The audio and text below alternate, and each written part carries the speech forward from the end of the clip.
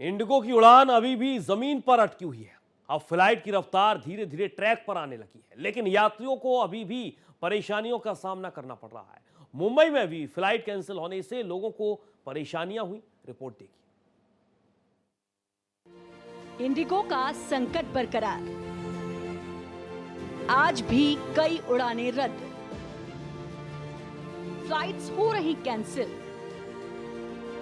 कब खत्म होगी परेशानी?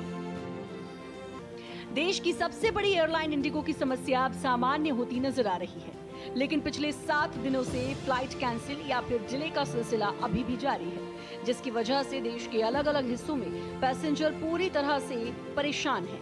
लोगों को अपने महत्वपूर्ण कामों को भी छोड़ना पड़ रहा है। नतीजा तो ये है कि पैसेंजर्स को फ्लाइट डिले या फिर कैंसिल होने की जानकारी अभी भी देरी से ही दी जा रही है। देश की सबसे बड़ी एयरलाइन इंडिगो की मुश्किलें अब धीरे धीरे सामान्य हो रही है।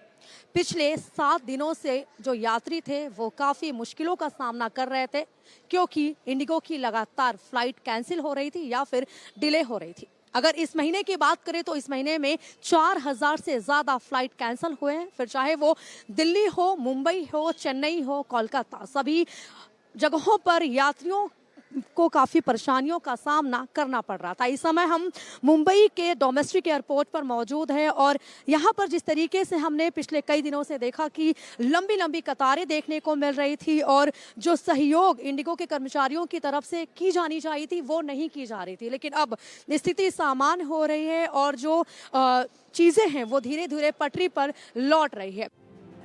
भले ही इंडिगो की सेवाएं धीरे धीरे सामान्य हो रही हैं, लेकिन फ्लाइट्स के कैंसिल होने का सिलसिला अभी भी जारी है। मुंबई में इंडिगो की 31 फ्लाइट्स कैंसिल हुई, जिसमें 14 अराइवल हैं जबकि 17 डिपार्चर, जिसकी वजह से पैसेंजर्स को घंटों एयरपोर्ट पर इंतजार करना पड़ रहा है। जबकि पिछले महीने एक महीने में 4000 से ज्यादा फ्लाइट कैंसिल हुई है।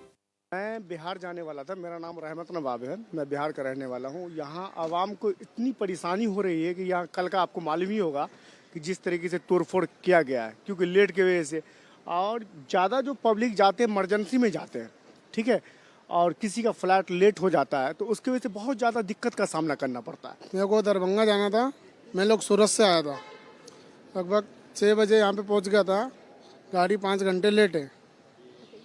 और ये जानकारी हमको मिला है 7:30 बजे। यहाँ पर आने के बाद नहीं, यहाँ पे आने के बाद मिला है।